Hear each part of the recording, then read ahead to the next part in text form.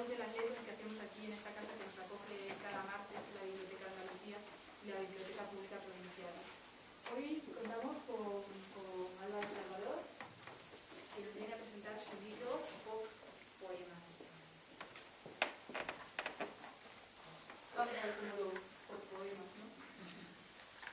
Bueno, Álvaro Salvador, como saben, es profesor en la Universidad de Granada, catedrático de literatura hispanoamericana y española, y en la mesa está acompañado por Fernando Guzmán, profesor de la Universidad de Sevilla y en este caso también su prologuista, y Mariana Lozano, la editora, la culpable de esta portada tan psicodélica y estupenda.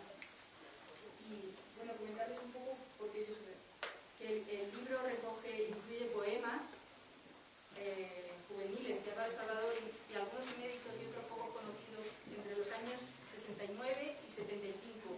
Una época muy importante de transformación, de cambio, histórica, culturalmente también muy importante para la música y todo esto, y como vamos a ver, esto tiene mucho que ver. Así que sin más, te vamos a dejar la palabra y que te Muchas gracias, Carmen. Buenas noches a todos y muchas gracias por acompañarnos un día más y sobre todo por hacernos sentir en familia, como de costumbre. Antes de empezar, me gustaría lanzar al público una breve reflexión a la que llevo días dando vueltas en mi cabeza. Tiene que ver con la salud de la cultura, y es que debo reconocer que a pesar del erotismo enamorado por muchos artistas, no deja de sorprenderme que hoy podamos volver a vernos las caras, solo unos días más tarde de que presentáramos a Andrés Cárdenas aquí, en el mismo lugar, con algunos de los presentes, de entonces repitiendo y especialmente teniendo en cuenta los malos tiempos que corren para la cultura. Y bueno, contar con el apoyo de los lectores de manera tan continuada y casi incondicional es una de esas cosas que nos afianza para seguir en la trinchera de la cultura. Y para quien aún no lo sepa, el próximo martes estaremos de nuevo aquí, en Letras Capitales, con el Centro Andaluz de las Letras, acompañando a Mónica Doña y su fantástico poemario Adiós al Mañana. Así que quedan ustedes convocados. Dicho esto, y sin olvidarme de dar las gracias, como siempre, ¿no?, a la Biblioteca de Andalucía, al Centro Andaluz de las Letras y especialmente a Carmen Martínez y a Juan Gabriel Lama por su buen hacer y porque nos reciben este mes, nos han recibido 3 veces. Eso es muy especial para nosotros.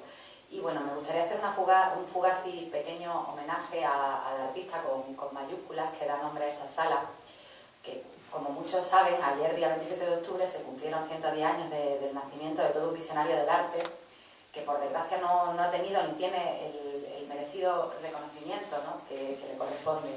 Por lo tanto, nuestro más sincero agradecimiento a Valdelomar por infundirnos ese espíritu de entrega inquebrantable e innovación que le caracterizaba. Y ya voy a dejarme de divagaciones para ir al grano, ya que hoy toda nuestra atención debe girar en torno a Álvaro Salvador y su nuevo poemario, nuevo, pero en cierto modo no tan nuevo, Pop Poemas. ¿Qué decir sobre Álvaro? ¿Por dónde empezar? Es muy complicado presentar a una persona de la que se pueden señalar infinidad de registros, y no digamos ya lo referente a su faceta como poeta. Pero debido a la naturaleza de este poemario, correspondiente a sus primeros escarceos literarios, nos permite centrarnos en un punto concreto de toda su producción. En este sentido, Pop Poemas es una selección de su producción poética escrita entre 1969 y 1975, etapa en la que el autor se encontraba en el momento álgido de su juventud, entre los 20 y los 25, cuando el individuo empieza a deshacerse de los restos de inocencia propios de la adolescencia, pero que todavía conserva una voluntad impertinente y molesta que recorre sin escrúpulos rincones hasta entonces inexplorados. Un Álvaro desconocido para muchos de nosotros, que hemos empezado a tratar con él tiempo después, pero que ya empezaba a dar algunos visos de lo que años más tarde sería, es decir, ese poeta de reconocido prestigio, autor de un buen número de obras de teatro, ensayos, aforismos y novelas, además de catedrático de literatura hispanoamericana y española. Tampoco podemos ni debemos olvidar que quien se sienta a nuestro lado formó parte, junto a Javier Egea y Luis García Montero, de la corriente que ellos mismos denominaron la otra sentimentalidad. En lo que se refiere al poemario que hoy nos ocupa, se intuye en Pop Poemas un espíritu de ruptura, el mismo que subyace entre líneas en poemas como Mala Crianza, que que vienen a resumir el que podría ser el estandarte de toda una generación, la que nació en las postrimerías de la Segunda Guerra Mundial, esa misma que partió el siglo en dos mitades y a la que Álvaro, como tantos otros poetas, pertenece. La voz que rompe el silencio de esta hoja es la de alguien que es plenamente consciente de haber bordeado la barbarie casi de milagro, pero que no cede ante las constantes amenazas de quienes, bajo el pretexto de la vuelta de tiempos peores, le empujan a la inacción y a la resignación. Y aunque pudiera parecer lo contrario, recuperar estos versos, lejos de ser un acto fruto de la nostalgia del poeta o el editor, es un gesto que pretende recuperar una voz colectiva muy necesaria en momentos como los que ahora vivimos, necesitados de la voz subversiva y transgresora que en aquellos años enarbolaban los Beatles, Donovan, Dylan o, permítame la licencia de incluir aquí, una aportación propia de Janis Joplin. Hemos querido, como ya ha comentado Carmen, reflejar ese espíritu pop y transgresor con una cubierta bastante llamativa. He de confesar que al verla, cuando hizo Agatha Leigh, la diseñadora, además la invitación del acto, me surgió la duda de que era más pop, si la portada del libro, la foto de Álvaro de la solapa o los poemas en sí. Y bueno, que conste también que hoy me he vestido para la ocasión luciendo unos tonos turquesas, bastante pop, poco dados de mi atuendo habitual. Y bueno, para quienes no hayan visto la foto de la solapa de Álvaro, por favor no se la pierdan porque es fantástica. Y bueno, antes de cederle la palabra a Fernando, que profundizará más y mejor en la poesía de nuestro amigo y compañero Álvaro, me gustaría dar una breve pincelada sobre Élite, colección que agrupa los textos poéticos de los autores más granados del panorama nacional e internacional.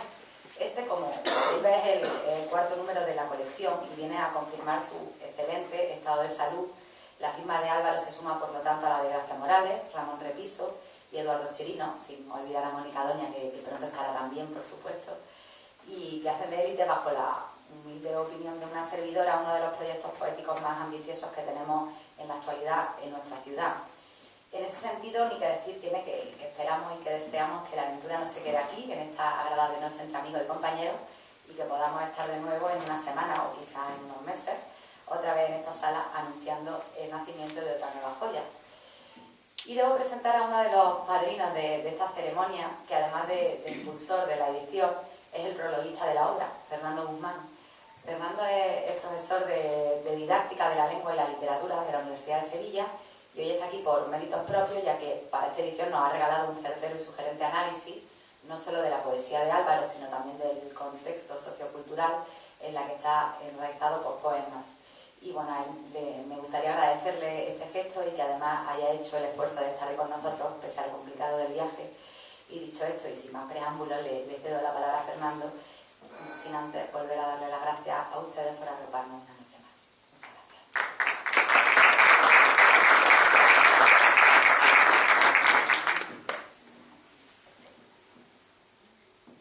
¿Sí? ¿Se oye?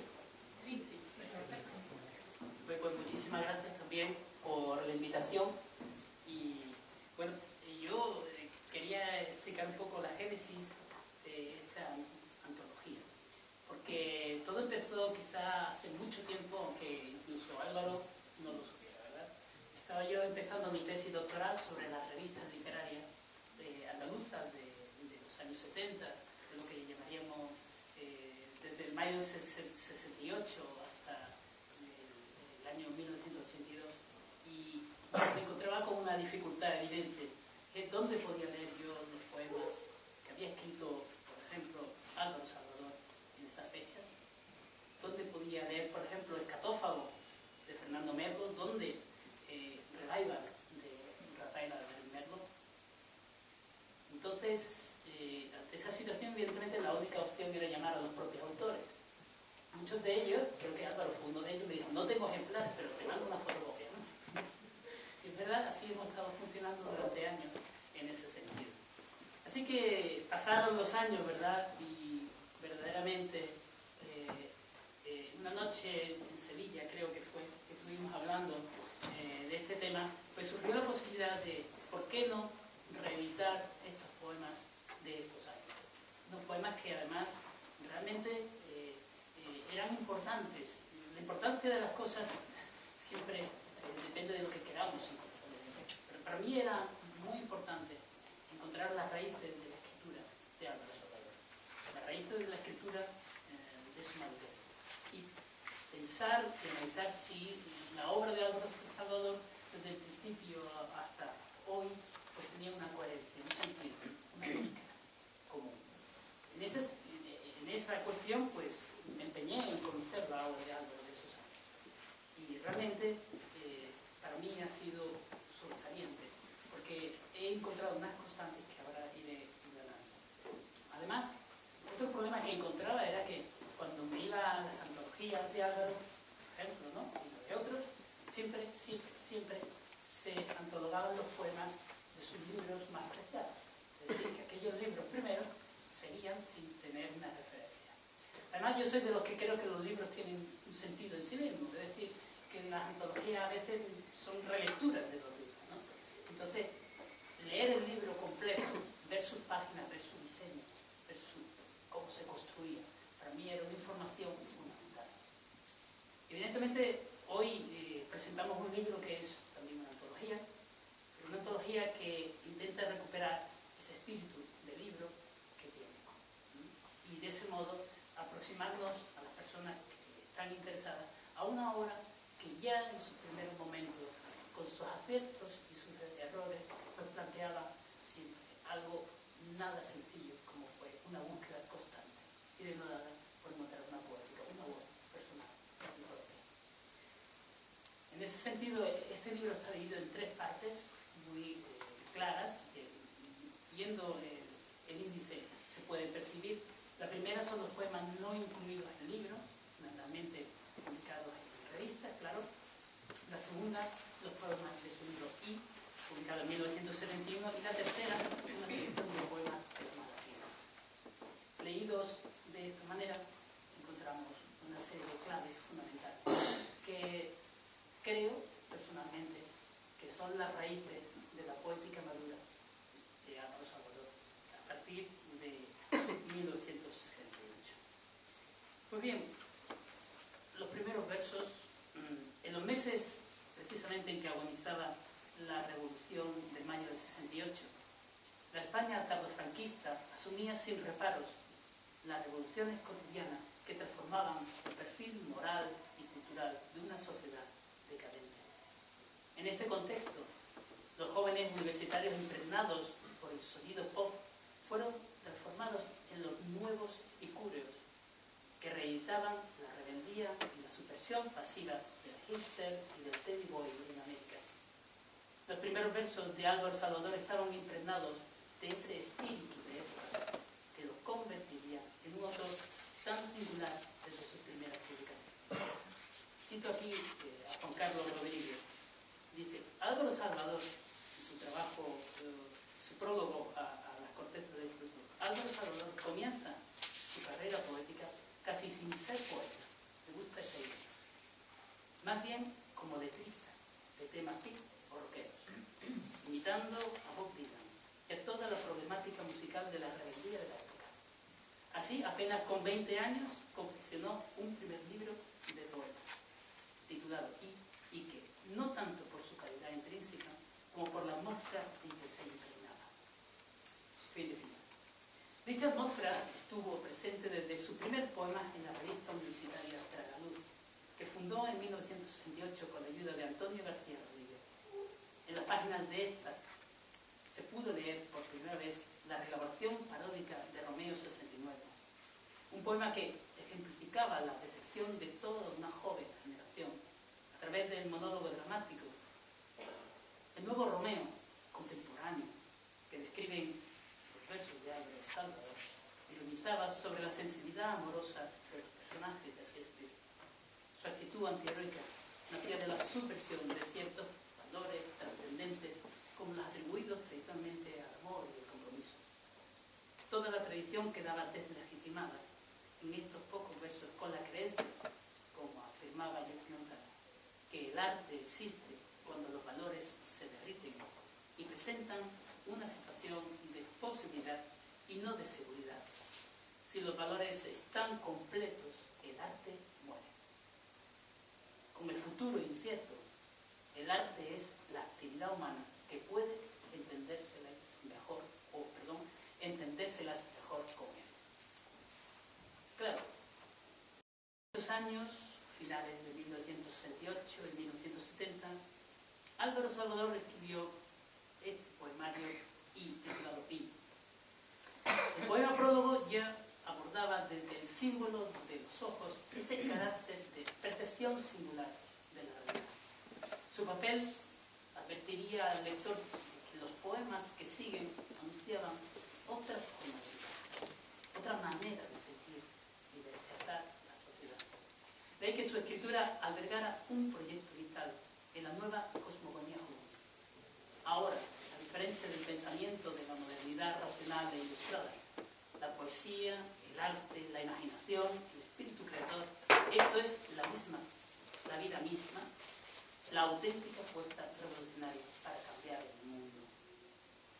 Desde una perspectiva estética, la joven literatura pasaba porque la alta cultura se subordinara a las nuevas expresiones juveniles y los elementos culturales pop.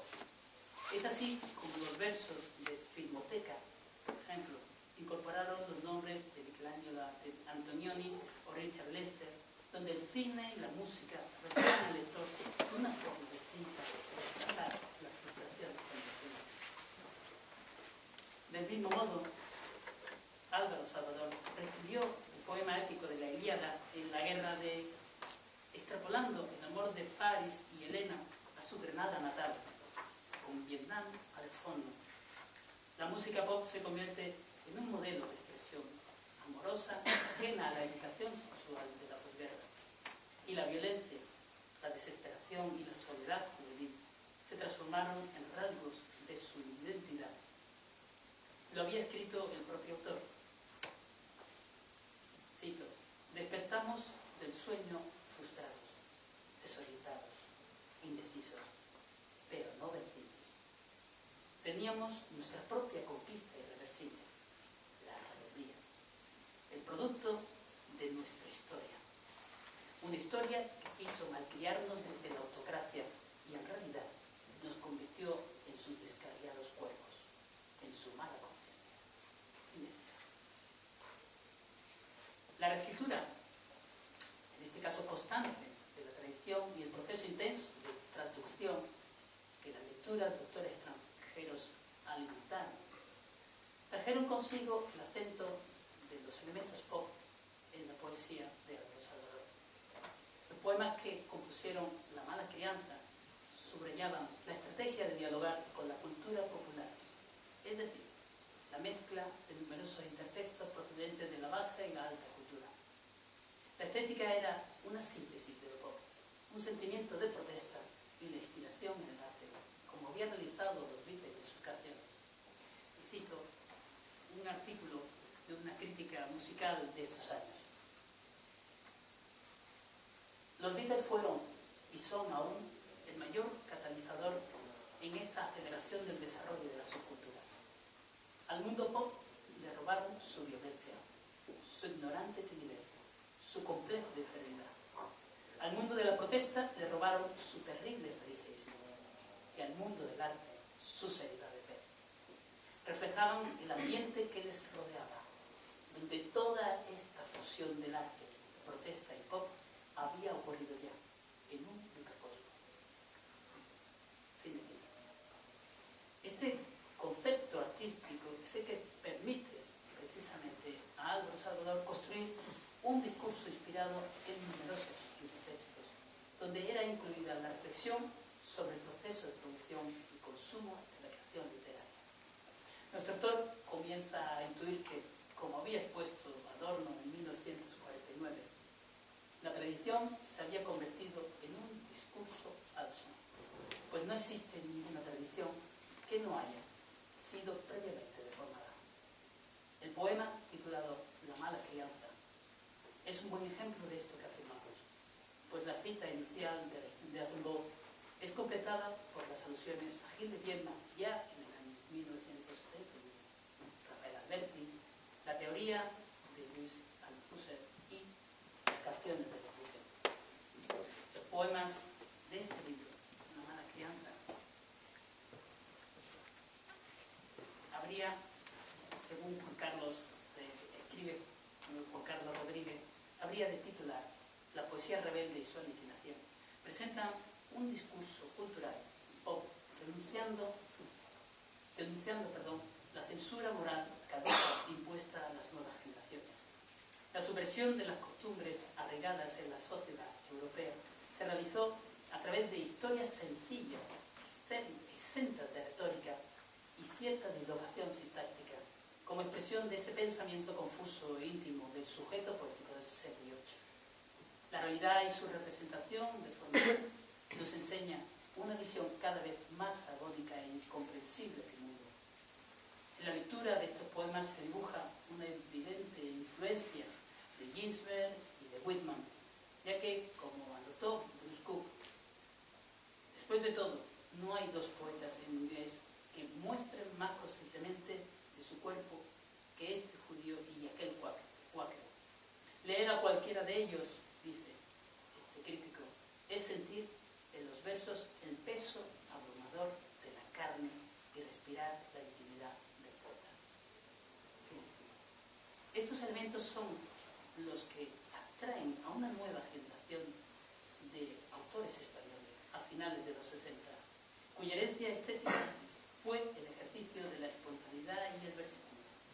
La poesía juvenil de Álvaro Salvador mostraba sin ambajes la crudeza de sus experiencias, con un tono confesional tan intenso y gráfico como lo había realizado la escritora en la Norteamérica de los años 50. En definitiva, una larga posguerra les había llevado a una asfixiante sensación de claustrofobia. Si en Norteamérica el trasfondo político fue la intransigencia ideológica del senador McCarthy, en España de finales de los 60 y principios de los 70, el motivo de la rebeldía tuvo como objeto el régimen de Franco y la sociedad heredada del franquismo. Si los escritores de la Beat Generation se inspiraron en las actitudes de la juventud inconformista de los hipsters, los jóvenes españoles que vivieron en mayo del 68, tomaron buena nota del ideario filosófico-estético de los Kerouac, Barrow y Ginsberg, en los términos que había descrito su primer crítico, Holmes. Atenta a toda la literatura que era redescubierta en estos años, la poética de Salvador adoptó una actitud honesta como lector, donde el sujeto poético expresaba sin tapujos la angustia, la incertidumbre, su vitalismo y a la vez el profundo pesimismo que rodeaba la percepción de una realidad caótica. Los versos que hoy encontramos en poemas se convirtieron en una respuesta netamente juvenil en el contexto de la transición, donde los poemas leídos con atención son algo más que esa atmósfera rebelde. La trayectoria poética de Álvaro Salvador contenía ya en los inicios el germen de su poesía madura, pues muy pronto estos versos abordaron una reflexión sobre el propio lenguaje. La transformación de este era condición sine qua non para construir un auténtico discurso subversivo, como había afirmado en 1974 nuestro autor. Y cito en sus apuntes para una poética personal de emergencia en la Malaquía. Cito: de todos modos, lo serio es decir que la poesía es un tipo de producción ideológica, que el poeta es un productor y el poema un productor. Que yo pertenezco, por ahora, ojo, a esa clase social denominada pequeña burguesía, y que por lo tanto mi poesía se condiciona por esto y se produce a partir de él. El señor Freud y el señor Althusser lo saben. Fin de cita. La transformación del propio discurso convierte las páginas de pop poemas en un primer ensayo, donde se expresa la insuficiencia de la palabra heredada para convertir el verso en acción. Este planteamiento trastoca la misión del poeta en la sociedad, que vuelve a tener un renovado protagonismo como nuevo profeta en las tinieblas de los tiempos convulsos. Ya nos lo había recordado el propio poeta. No basta con soñar. La poesía debe recuperar su origen. Acción es la poesía. Por último, me gustaría reiterar mi agradecimiento a Álvaro Salvador por la generosidad con la que siempre me ha correspondido la invitación a colaborar estos poemas que para mí como investigador han sido una pieza clave en mi formación y en mi estudio. Así que les cedo la palabra y les agradezco su atención. Muchas gracias.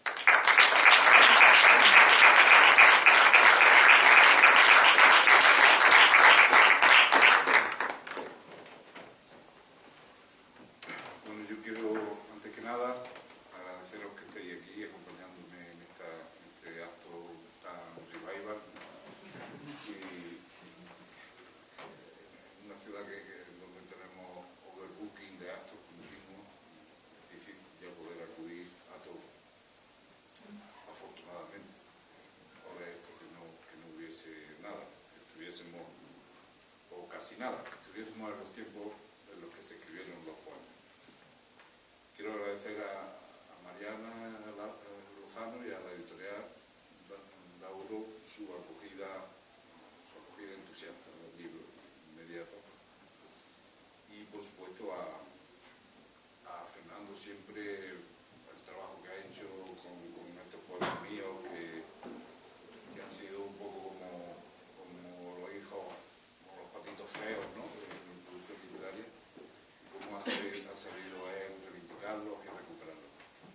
Y en gran parte gracias a él es que yo me decidí a hacer esta edición, a hacer esta especie de antología e intentar recuperar algo de aquella época. Tengo que reconocer también que hubo otra motivación en mí para dejarme convencer por Fernando, que es el hecho de que hayan surgido a comienzos del siglo XXI una serie de poéticas juveniles reivindicando la estética pop como algo original y que ellos habían descubierto, ¿no?, como si hubiesen descubierto el séptimo continente al descubrir la tradición de la poesía pop. Bueno, a mí me parece muy bien que lo hagan y que lo reivindiquen, pero que sepan que es una tradición. Es decir, que esa ruptura que ya intentamos, como diría el maestro mexicano, es ya una tradición. Y ya lo hicimos algunos en aquellos años, cuando todavía los movimientos, la verdad es que eran muy escasos, ¿no?, porque digamos que asimilábamos las cosas más por intuición que por verdadero entendimiento, ¿no? Bueno, y nada más, yo creo que Fernando lo ha explicado perfectamente y lo hace más por extenso en el prólogo, que me parece un trabajo magnífico. Voy a leer algunos de los poemas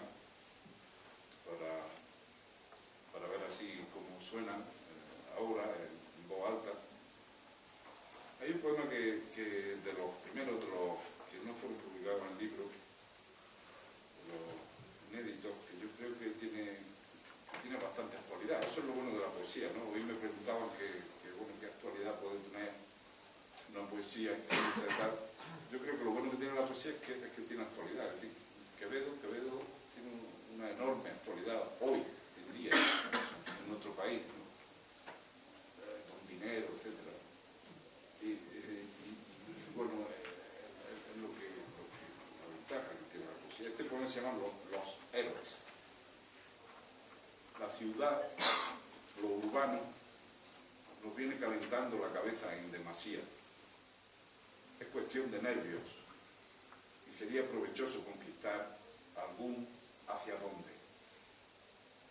Pero lo del pueblo, marchar, encontrar, hallar, vivir por y en el pueblo, se presenta a la vista como algo verdaderamente manoseado. O sea, que deberíamos ser capaces de aguantar a pie firme la jungla del asfalto, proletarios del ruido y de la prisa, echándole huevos a la cosa, a la harina, quiero decir, que tendríamos en vez de cerebelo, por ver si la masa conseguida resulta apetitosa. Si el cemento luciera sus nuevas vestiduras, después de alguna lucha, de alguna atrocidad, de algunos cuantos miles de luchamientos serios, y que lo vieran otros mañana en la mañana, nosotros los que ahora no aguantamos un ruido, abordaríamos puros el lugar de los héroes y con Hegel al cuello de medallón en forma de paradoja bufa construiríamos la historia. Digo. Yo creo que la actualidad también, de algún modo, explica muchas cosas de las que se querían decir en este poema de una manera totalmente intuitiva. Una de mis pasiones más decepcionantes de aquella época fue la de un poeta semidesconocido en España y al que yo dediqué buena parte de mi interpelo, de mi trabajo, y que he seguido promocionando durante años y años sin ningún éxito, hasta que por fin le dieron el premio Cervantes. Entonces ya tuvo un cierto reconocimiento, a punto de cumplir 100 años, menos mal que ha sido longevo. Pero creo que sigue sin tener la consideración que debería tener entre la poesía española el poeta chileno Nicanor Parra. Entonces, como homenaje a él, escribí un poema que es una imitación de su procedimiento, en el que de algún modo también hablaba y reflexionaba sobre Granada, que es un tema que siempre me ha obsesionado,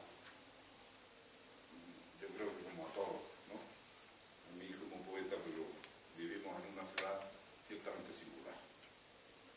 El poema se titula «Existe una ciudad donde se muere». Mirar atrás, morir sin anestesia. Yo nunca vi ningún patito feo. Estar aquí sentado es otra cosa. La soledad sonora señorea. Escribir es reñir con uno mismo. La mordaza se cubre de nostalgia. Mentira de la noche va la luna. Oh flor, oh perro, cuerro, alcantarilla. Dime que 2 y 2 jamás son 4. Tú necesitas verte cara a cara. El amor es un juego de inocentes. Toco la guitarra, me sublimo. Agarrar un bolígrafo es un cepo.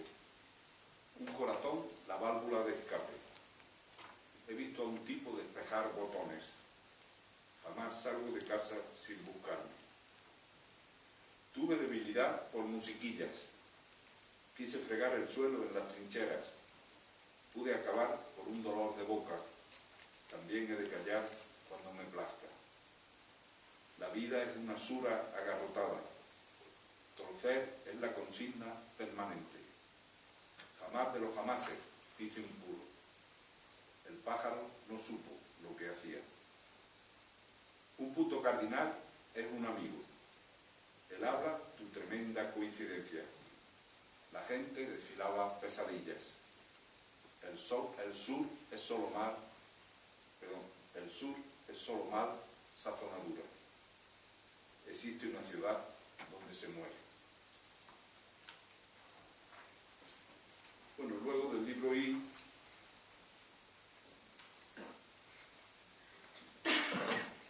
el libro I fue el que me hizo ser poeta, ¿no?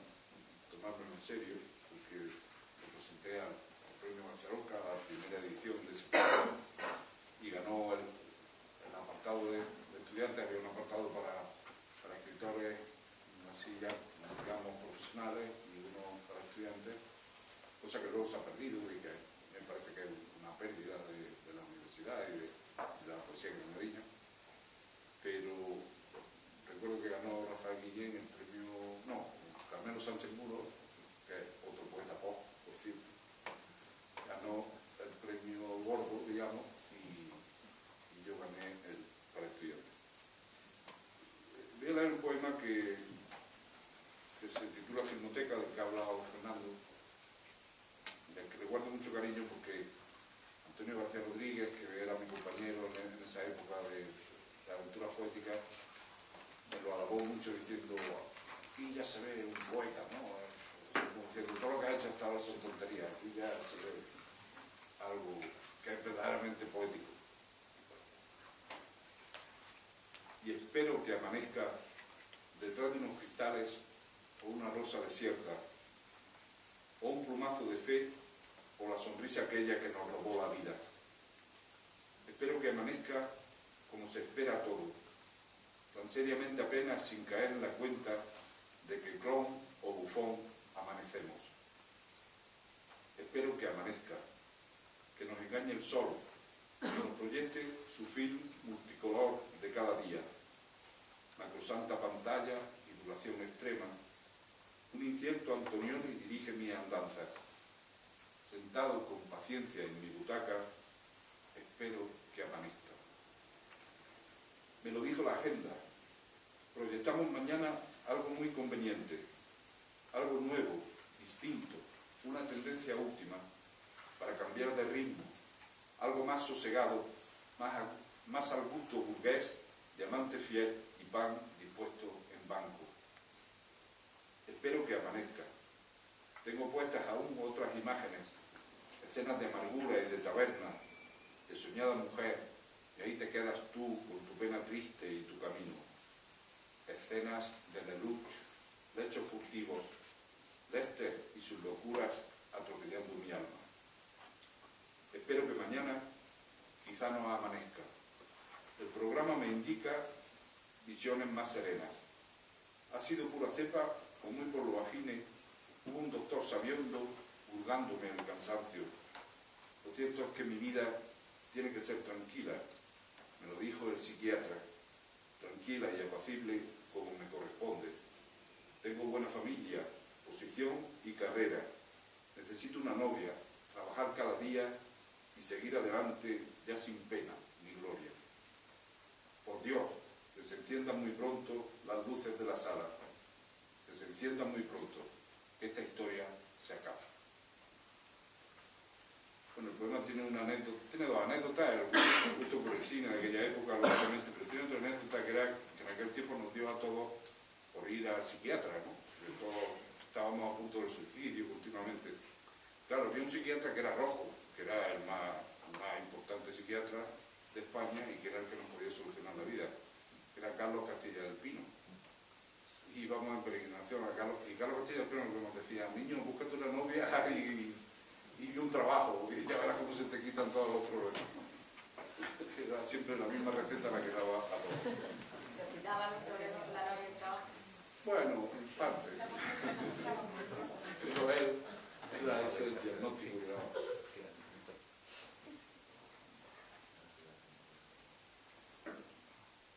Bueno, voy a ir más deprisa porque este otro poema del que ha hablado también Fernando, que es el homenaje a la Ilíada. Muchos se acordarán de aquel bachillerato tremendo que teníamos, ¿no? Sobre todo el preuniversitario.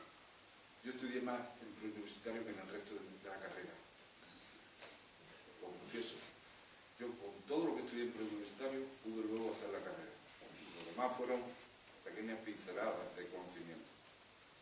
Y recuerdo que me apasionaba el trabajo, las traducciones que hacíamos del griego, de la Ilíada y de la Odisea. Y entonces, bueno, digamos que fue una especie de experiencia cultural que tenía que expresar de alguna manera. Entonces eso, lógicamente, pues mezclándolo con las peripecias personales, amorosos personales. Además tuve una novia que se llamaba Elena. Entonces el poema se titula La guerra de poema épico. Elena, dejando ver sus hermosas formas en la muralla, levantaba el ánimo de los ardorosos guerreros. Algo así dice Homero en su Ilíada.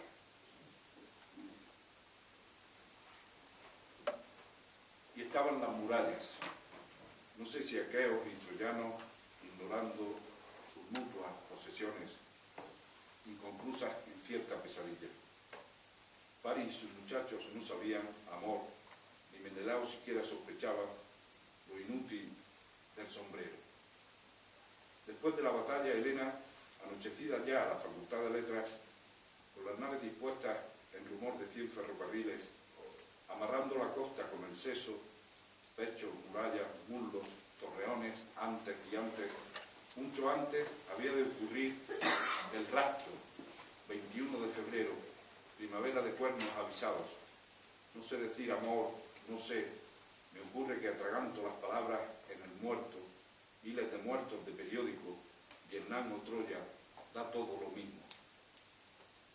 Elena estaba allí, no era la verdad amor, motivo escandaloso, ciego de mar, mientras ocurre que Paris, poeta, y la hermosa zorra Elena se acostaban, los tálamos sustrajo a Agamenón, rey reaccionario, aquel aqueo gustaba de ser hippie, en el talón, espina, muerte con los dioses, reían las travesuras concediendo la vida eterna, amén, dicho en heleno, o tal vez por Elena fue la fiesta de napalm y carros con cuchilla. Cierto, señoras y señores, dice Homero, que también era ciego, como todos, encontraron la muerte los adúlteros del orden, pantomima y matrimonio, y hubimos de morir los que troyanos robábamos amor. Sigo diciendo que... Y ahí queda en los puntos suspensivos. Y bueno, pues... otro poema de ahí que se titula Trilogía, porque obviamente está dividido en tres partes. Voy a leer la segunda. Únicamente nos ocupa ahora nuestra propia razón, al margen ya de sensacionalismos tontos, tradiciones purísimas, casi siempre confusas o traidoras. Hay que partir de cero y prostituirlo todo nuevamente. Así quizá podamos despistarnos un poco más y traspasar la raya, el accidente, obstáculo, para nacer enteros como entonces, más allá de los siglos que da el hombre, y esa razón de ser nosotros mismos libremente, esa razón que nos empuja a ser tizones o luciérnagas azules, cuando todo camine un poco más allá de esto o de lo otro, y al desnudo, hay que partir de cero, como entonces, más allá de los siglos queda el hombre, y esa razón que nos empuja a destrozar el alma libremente.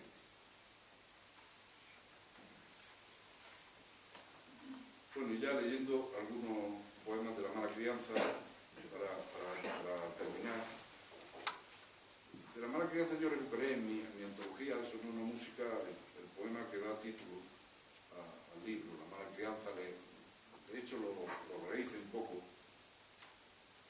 para el lenguaje automático que tenía en un principio, hacerlo más coloquial, más racional. Pero es un poema suficientemente conocido, luego no lo voy a leer. Voy a leer otro que es otra especie de homenaje también a los mitos culturalistas que teníamos en aquella época, que no eran de lectura, pero no solo eran de lectura, eran también el cine, porque eran también en este caso era también la película de Zeffirelli, a la que se ha referido también Fernando con Romeo y Julieta, pero eran también las interpretaciones de Sir Laurent Olivier que veíamos en el Cineforum,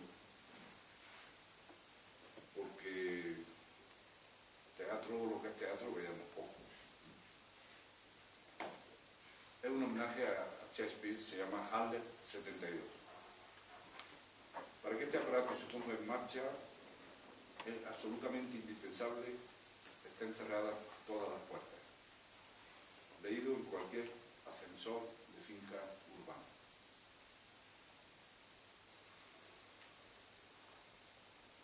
Algo huele a podrido quiero decir, en todas partes algo huele a podrido, porque ha muerto el padre de los actos y del uncio silencio nos acecha un muro gris o torre de cadena perpetua a futbolines y cristales parlantes. Precisamente no es por los fantasmas. La otra noche en el muro de nuestro nazarí castillo vi una sombra, camisa blanca y rosa prendida junto al pecho, como un disco rayado. No sé por qué, ni cómo, ni por dónde, ni a qué santo, por Dios, ni a qué demonios me dejaron aquí, solo y errante, esos que ahí resumen de mis versos, mi amistad y mis caricias. Están muertos aquellos, cada uno en su sombra, donde huele a podrido, en todas partes. Hay más fantasmas por 1001 lugares.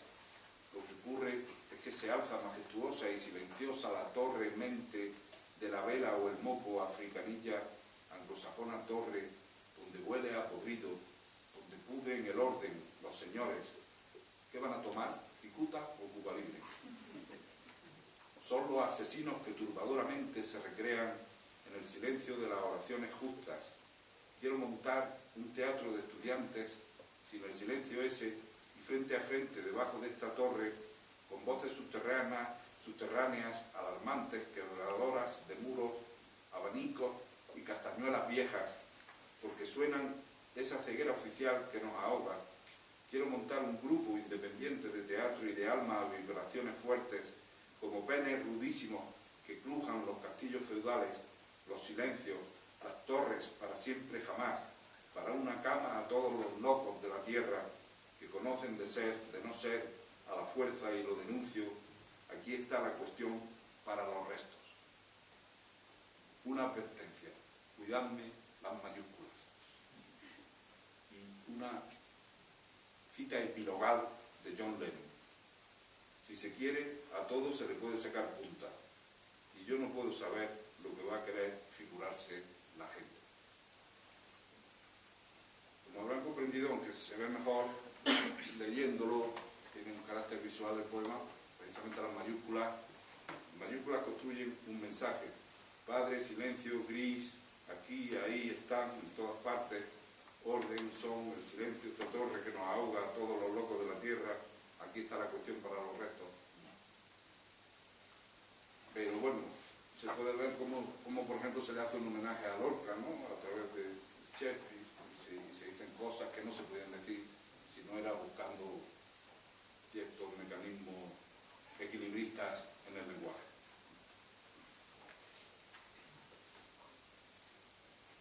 Otro poema que intenta explicar un poco esta estética del simulacro, disfrazada de neovanguardia,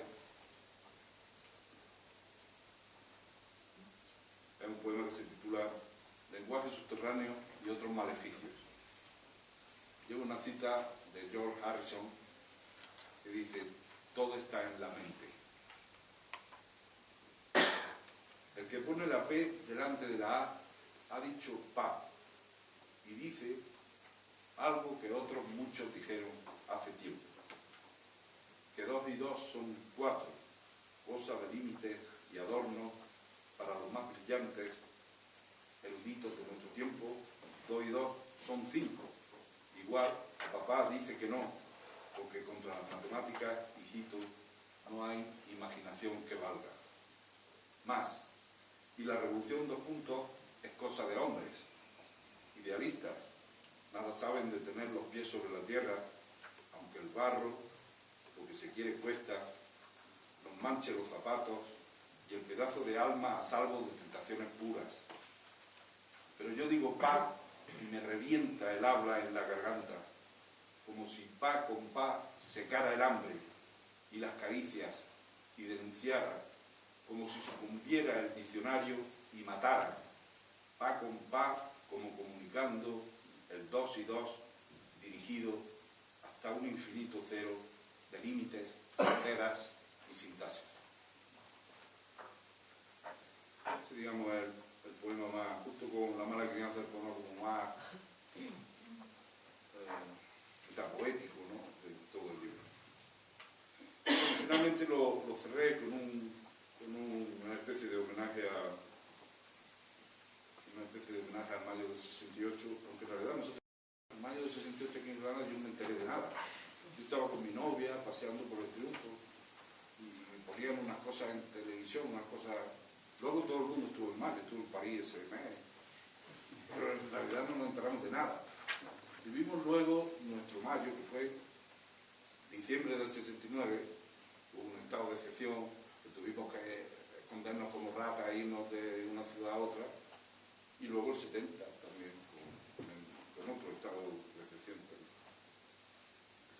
no mayo del 68, pero bueno, el homenaje a lo que significó simbólicamente, ¿no? Como ejemplo de todo lo que se movió en Europa en aquellos años.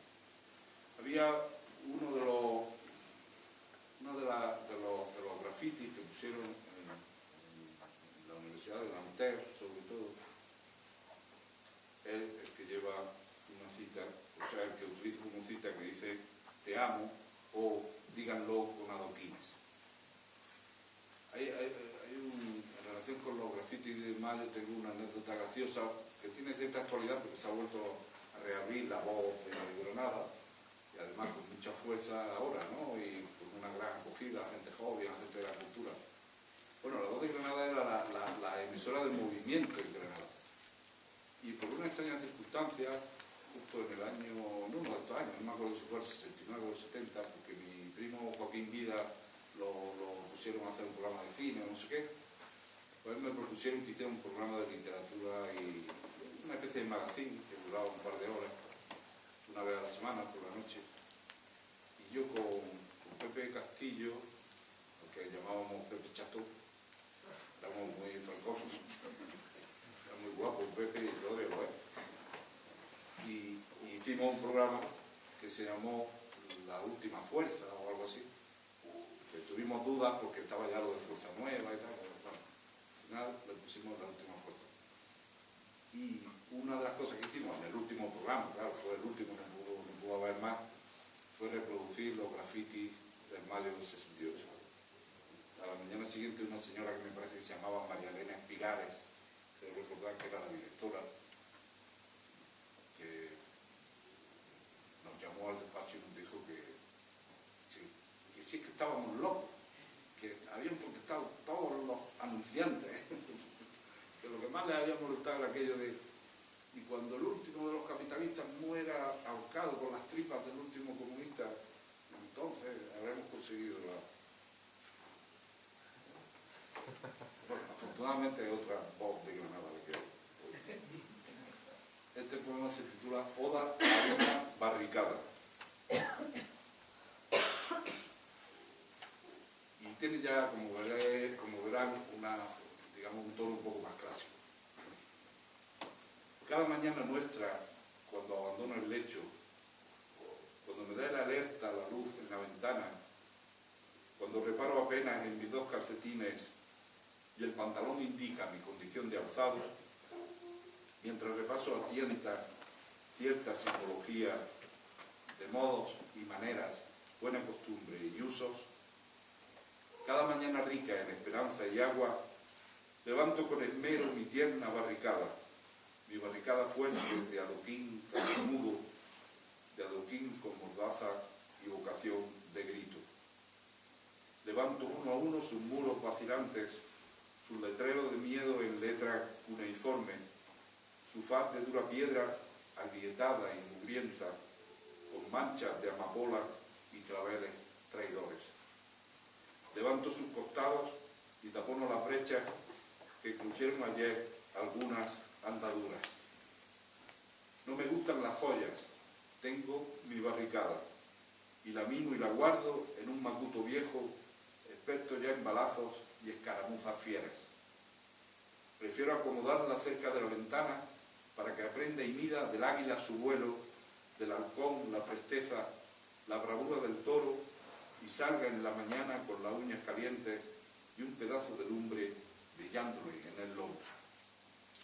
Después de cepillarla, de zurcirle los rotos, le añado un adoquín advenedizo y fresco y me lanzo a la calle con mi mujer amando, mi corazón en lucha, dejo a la barricada que velando se apresta por defender segura.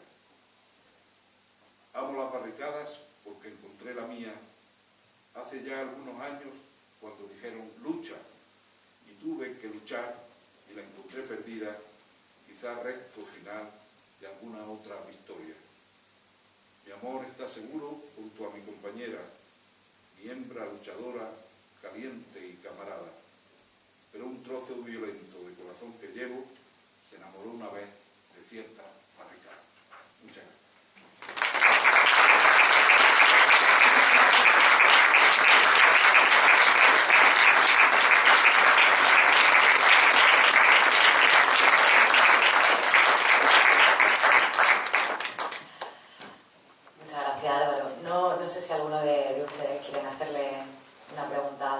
y seguro que responderá encantado.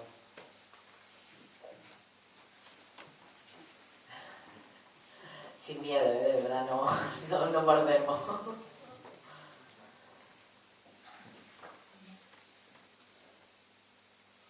Bueno, pues sin más, después, cuando nos tomemos una cerveza con él, le podéis preguntar lo que queráis.